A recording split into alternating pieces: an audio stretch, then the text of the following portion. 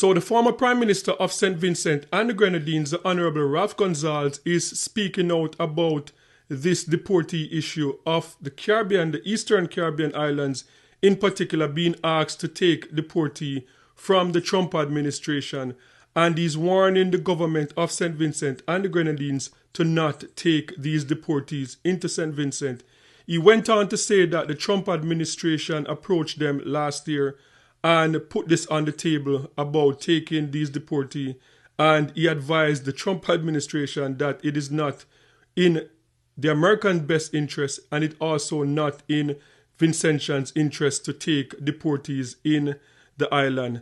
So this is going to be very interesting to see how this is going to play out if Dr. Friday is going to go ahead and take the deportees in St. Vincent and the Grenadines.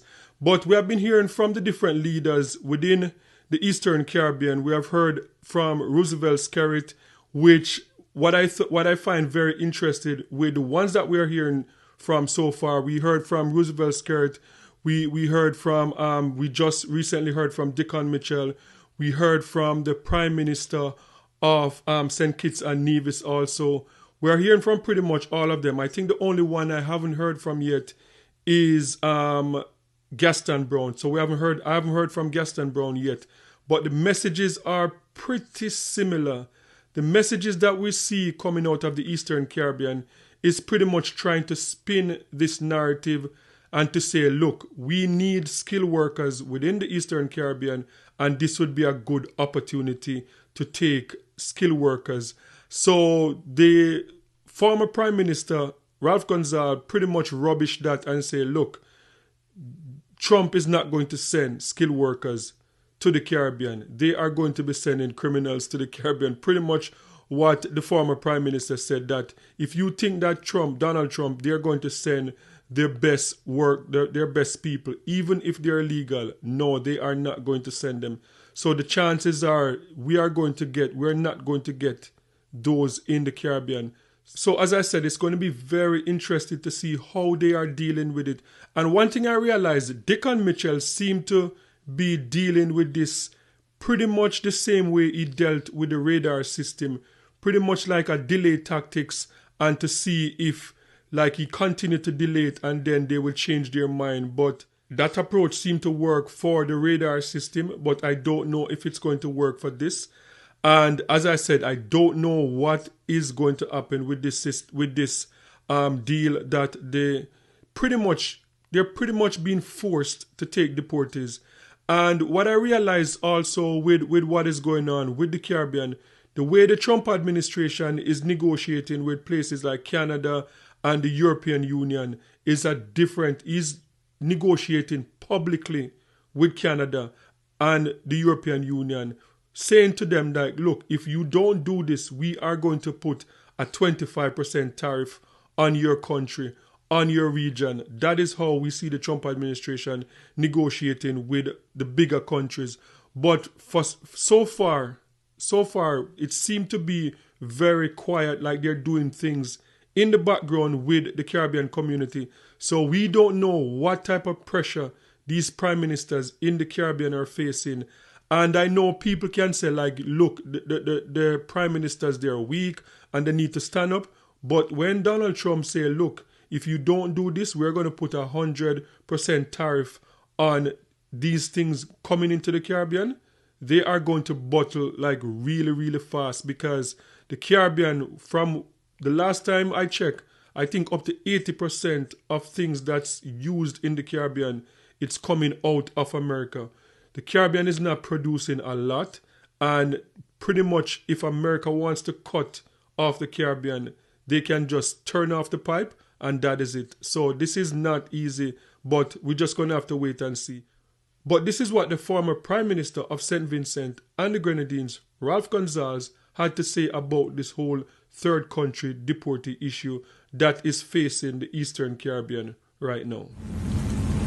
A few months ago, just not too long before the last election, and the elections here in St. Vincent and Grenadines, the U.S. government they were making the wrongs to all the countries. They be testing the waters to see whether countries were willing to entertain them.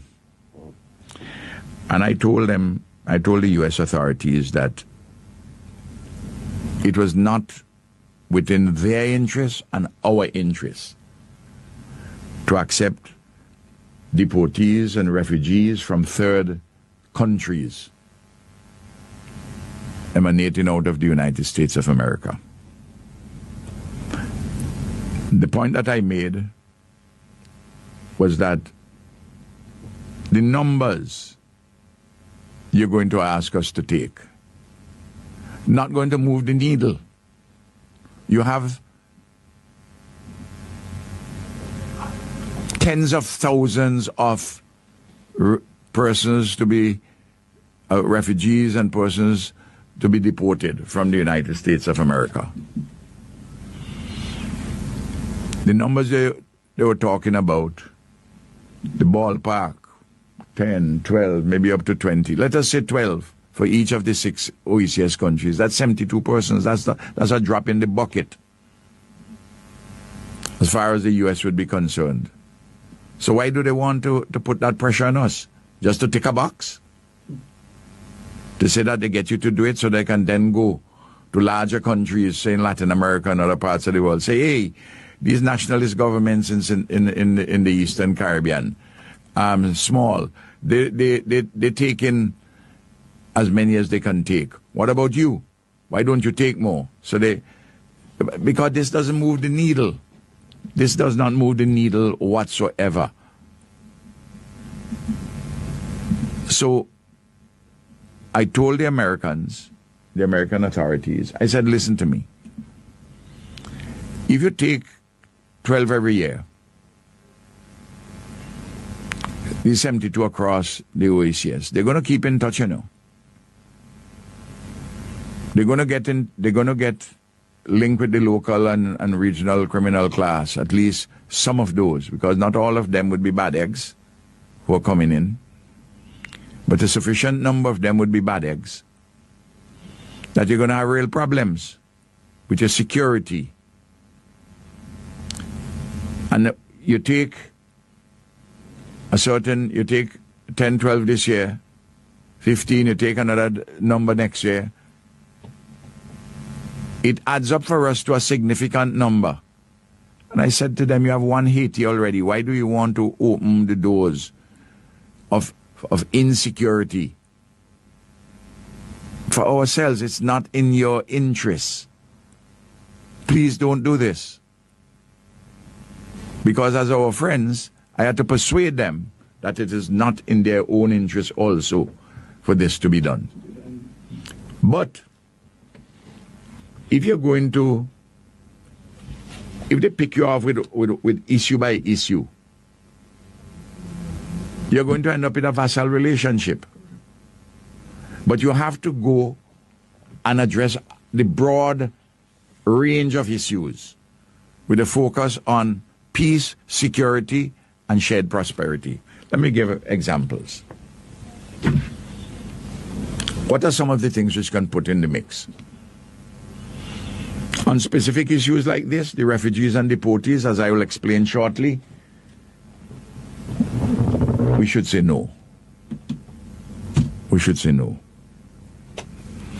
And we should explain in the manner in which I've just said that it's not in the interest of the United States of America for it to be done.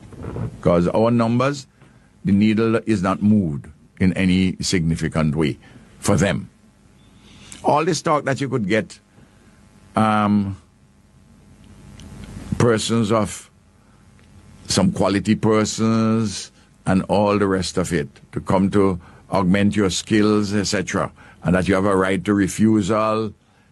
Look, all that sounds good on paper. The truth of the matter, the Americans would like to keep the people who are skilled and the people who could build up their country. They don't want to send them to us.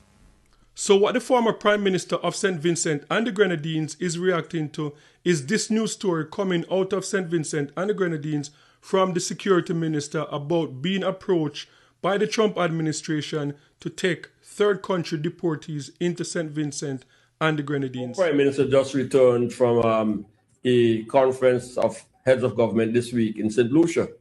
And that subject was in the agenda. when he was there, his colleagues had already had that notification that we were being requested to receive refugees. And when asked, he honestly, correctly responded that we had not been asked since St. Vincent and the Grenadines. Now, it's not that he was thinking that God is of Vincentian. It's just that he couldn't give an explanation for it. But within short time of his return to the Minister of Foreign Affairs, we had notification that we too were on the list of people who have been asked to do that. Now, that's going to be a very tough call for us. And we have, as a collective, and in the OECS, have to have a collective response. The fact that if you are in an OECS country, you could move freely to one, it's essentially saying your problem is my problem because you can move. You came in through St. Kitts and there's nothing stopping to come. All right. So we have to have a collective response.